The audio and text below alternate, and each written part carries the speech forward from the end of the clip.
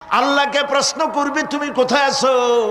রব্বুল আলামিন প্রশ্ন করার আগে জবাব দিয়ে দিয়েছেন আর রাহমানু আলাল আরশি ইস্তাওয়া। আল্লাহ পাক আরশে আজিমে আছেন। কোথায় আছেন বলে? এক আঙ্গুল আকাশের দিকে উঁচু করে বলেন আল্লাহ কোথায় আছেন? আরশে আজিমে আছেন। সুবহানাল্লাহ।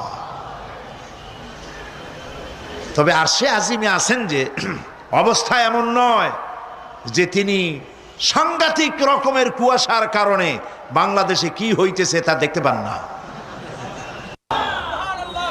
সে আল্লাহ রাব্বুল আলামিন সব কথা পরিষ্কার করে বলেছেন আমি তোমার ঘাড়ের কাছে। তার মানে আল্লাহর ইলম, তার নজর, তার সামা এবং তার বাসার, তার দেখা, তার শোনা, তার ইলম সবটা আমাকে ঘিরে আছে, আমি তার বাইরে নাই।